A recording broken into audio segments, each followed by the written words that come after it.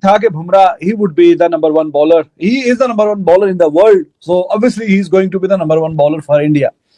और शुरू में जिस तरह से थ्रेट डाली बुमराह ने, क्या दूसरे बॉलर उसको मैच कर पाएंगे? यही जो सवाल था, ये सीरीज से पहले भी था और हम भी इस पे बात कर रहे थे। Bumrah is a proven stuff. Jasprit Bumrah again एक इंजरी से वापस आ रहा है और बुमराह ने आते साथ ही वो पहले हम शाहीन शाह अफरीदी के लिए कहते थे ना कि वो पहले ओवर के अंदर विकेट चटकाता था, भाई बुमराह चटका रहा है। और बुमराह ने जिस तरह के बॉल के ऊपर विकेट लिया, आप ज़रा देखिएगा, मतलब Bumrah is performing very great. और एक इंजरी के बाद वापस आना और इस तरह से परफॉर्म करना, इट्स वेरी ब्रिलियंट। और शुभमन गिल, यार आई लव यू भाई। एक है बाकी ऋषभ पंत क्या खेला है, ओए होए होए यार, क्या जबरदस्त उसने क्या मारा है, उफ तौबा तौबा। हम बात करते ना अमूमन, सब पूरी दुनिया बात करती है बेसबॉल, है ना, यही जुमला है ना। तो मेरा ख्याल है जो ऋषभ पंत ने बैटिंग करी है उसका नाम होना चाहिए पंत बॉल। उसने बता दिया कि भाई ये स्टार्ट करने वाला मैं हूँ। ठीक है, फिर वो जो ये लेट जाता है, लेट कर शॉट मारता है। शुएब को ना इसने एक दो शॉट्स ये जो लेट के मारे हैं, वो ना मैं सोच रहा था, मैं कि यार इनको तू लेग ऑफ साइड के ऊपर कट कर ले, क्योंकि ये जब वो गिरते हुए शॉट मारता है अपना ऋषभ, तो उसमें इसका कंट्रोल क्लियर कट नहीं। बाकी ऋषभ पंत क्या खेला है, ओए होए होए यार, क्या जबरदस्त उसने क्या मारा है, उफ तौबा तौबा। हम बात करते ना अमूमन, सब पूरी दुनिया बात करती है बेसबॉल, है ना, यही जुमला है ना। तो मेरा ख्याल है जो ऋषभ पंत ने बैटिंग करी है उसका नाम होना चाहिए पंत बॉल। उसने बता दिया कि भाई ये स्टार्ट करने वाला मैं हूँ। बेसबॉल तो बाद में आई है, बेसिकली तो ऋषभ पंत ने ये क्रिकेट शुरू करी है ना टेस्ट मैचेस में, और क्लास खेला। अनफॉर्चुनेटली मिसरीड करा लाइन को और एलबीडब्ल्यू हो गया ना। उससे पहले भी वो एंड में तो बिल्कुल ऐसे मार रहा था कि वो स्टंप भी एक उसका छूटा बैट भी हाथ से निकल गया था। वो एंड में तो वो बिल्कुल ही चला रहा था, लेकिन ये कि वो बॉलर जो है ना बहुत अच्छी लालची बॉलर है। वो फ्लाइट करता कि मारो मुझे, उसने विकेट उसको मिली, एक विकेट मिली, लेकिन 100 रन भी दिए। लेकिन उसके बाद जिस तरह डोमिनेट कर रहा है ना इंग्लैंड ने, अभी तक स्टिल डोमिनेट कर रहा है।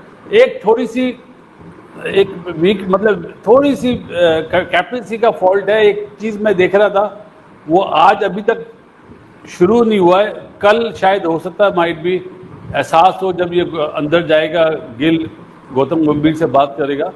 इन्हें यहाँ पे था कि Bumrah he would be the number one bowler. He is the number one bowler in the world. So obviously he is going to be the number one bowler for India. और शुरू में जिस तरह से थ्रेट डाली बुमराह ने, क्या दूसरे बॉलर उसको मैच कर पाएंगे? यही जो सवाल था, ये सीरीज से पहले भी था और हम भी इस पे बात कर रहे थे। Bumrah is a proven stuff, he is a champion bowler. उसने जिस तरीके से बॉलिंग करनी थी वो तो हमें पता ही है, और जिस तरीके से वो कर रहा है और आगे भी मोस्ट लाइकली उसी तरीके से करेगा। But other bowlers they need to step up and they need to support him, simple is this. जो क्रॉली को जिस तरीके से जो बॉल डाली, दैट वाज अनप्लेएबल बॉल। वो इतनी खूबसूरत और शानदार बॉल थी कि मतलब इंग्लिश कमेंटेटर्स वो भी वाह वाह कर उठे कि वाह भाई ये क्या कमाल कर दिया भाई। और क्रॉली भी वो मुड़ के पीछे देख रहा है, इधर देख रहा है, मतलब ये हुआ क्या मेरे साथ, मतलब बुमराह का जादू चला। और इवन ही वाज सरप्राइज कि यार मेरे साथ हुआ क्या। इतनी खूबसूरत बॉल ठप्पा खा के बिल्कुल हल्का सा बाहर को निकली और वो मतलब क्रॉली साहब की छुट्टी हो गई। तो बुमराह ने मैजिक दिखाया। और फिर दूसरे ओवर जो बुमराह का था, उसमें अगर इतनी सी ये चिंटू पिंटू सी जो बॉल, वो हल्की सी। जसप्रीत बुमराह अगेन एक इंजरी से वापस आ रहा है और बुमराह ने आते साथ ही वो पहले हम शाहीन शाह अफरीदी के लिए कहते थे ना कि वो पहले ओवर के अंदर विकेट चटकाता था, भाई बुमराह चटका रहा है। और बुमराह ने जिस तरह के बॉल के ऊपर विकेट लिया, आप ज़रा देखिएगा, मतलब Bumrah is performing very great. और एक इंजरी के बाद वापस आना और इस तरह से परफॉर्म करना, इट्स वेरी ब्रिलियंट। और शुभमन गिल, यार आई लव यू भाई। एक हेलीकॉप्टर ले पाकिस्तान आ जाया कर रोज़।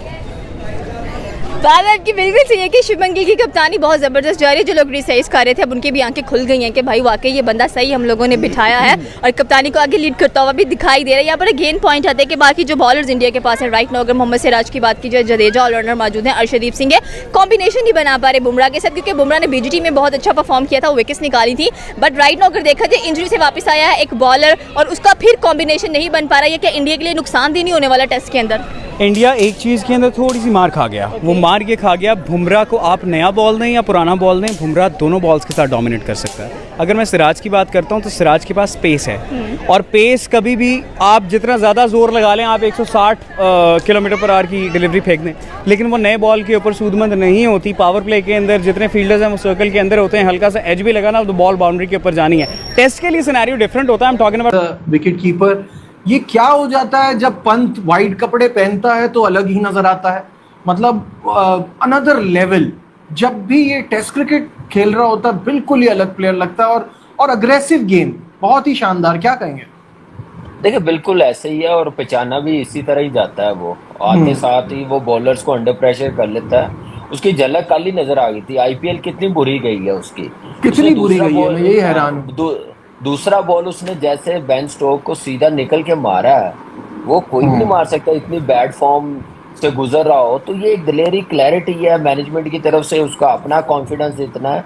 और नो डाउट टेस्ट मैचेस में उसने बड़ी बड़ी परफॉर्मेंस करके दिखाई है इंडिया के लिए, प्रेशर से निकाला टीम को। आज देखे वो तो कल दूसरा बॉल खेल रहा है, आज 98 पे उसने एक हाथ से जो छक्का मार के 100 अपना कंप्लीट किया है। कोई कर सकता है? कोई बैट्समैन कम ही होते हैं ऐसे जो दिलेरी दिखाए।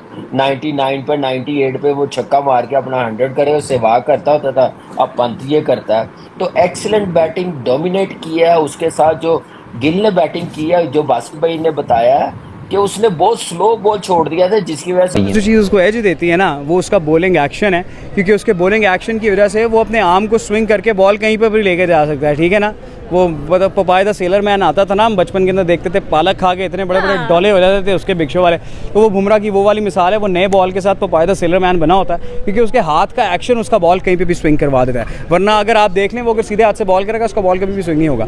लेकिन उसके पास अगेन एक्शन की वजह से एडवांटेज है। तो इंडिया को चाहिए कि अपने पास एक ऐसा बॉलर, कोई मजीद आप अपने पास एक एडिशन लेकर आएँ। बहुत सारे नए नए प्लेयर्स हैं, बहुत सारे नए नए नाम हैं जिन्होंने अच्छा परफॉर्म किया है। Arshdeep again is a very good option, but he is inexperienced, he need experience a little bit more in order to. जी बिल्कुल, इंडिया ही जीतेगा, इंग्लैंड से जीते ही नहीं जाना। आगे आप मैच की सूरत हाल सारी आपने देखी है।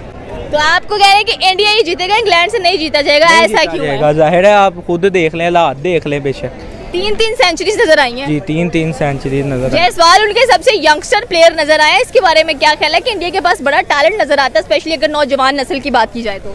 जी वो सारे पाकिस्तान से ही तो इंडिया गए हैं, जितने भी हैं उनके पास। सारे पाकिस्तान से इंडिया गई है, मुझे भी आज पता चला।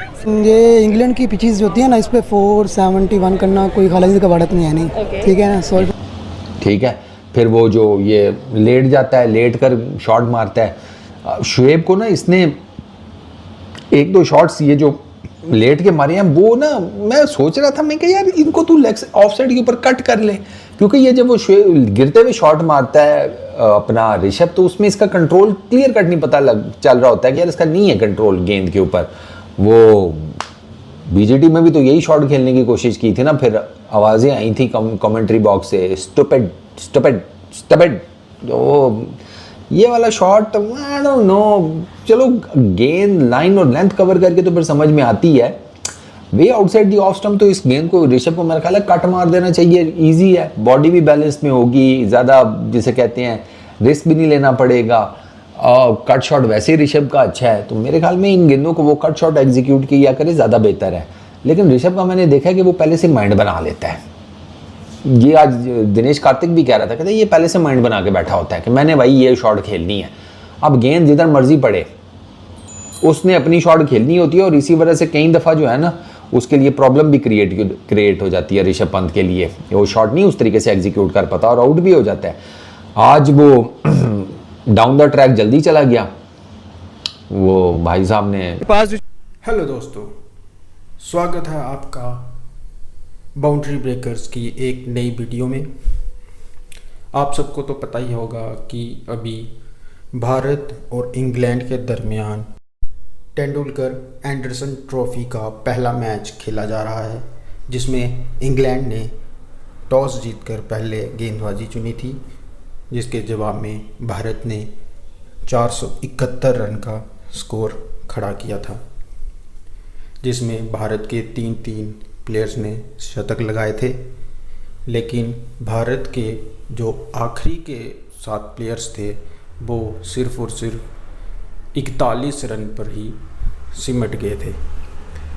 और इसके जवाब में इंग्लैंड ने बढ़िया बल्लेबाजी करते हुए 465 रन बनाए थे और भारत को केवल 6 रनों की लीड मिली थी। और इसी के साथ दूसरी पारी में भारत ने केएल राहुल और ऋषभ पंत की शानदार शतक की बदौलत 370 रन बनाए थे। और इस बार भी भारत के जो आखिर के 6 खिलाड़ी थे वो सिर्फ और सिर्फ 30 रनों के भीतर ही ढेर हो गए थे। जबकि जो इंग्लैंड की लोअर ऑर्डर है उसने 240 रन जोड़े थे और भारत ने दोनों पारियों में कुल मिलाकर सिर्फ 70 रन ही जोड़े थे। इसके साथ ही अगर गेंदबाजी की बात करें तो बुमराह को छोड़कर बाकी कोई भी गेंद असरदार नहीं दिख रहा था और हमेशा की तरह ही बुमराह ने 5 विकेट लिए थे। और अब इंग्लैंड ने अपनी दूसरी पारी में 20 रन बिना किसी विकेट के बना लिए थे। अब ये देखना होगा कि भारत के जो गेंदबाज हैं क्या वो इस स्कोर को भी डिफेंड कर पाते हैं कि नहीं। ऐसे ही मज़ेदार वीडियोस को देखने के लिए बाउंड्री ब्रेकर्स को सब्सक्राइब करें। मिलते हैं आपसे अगली वीडियो में, तब तक के लिए नमस्कार।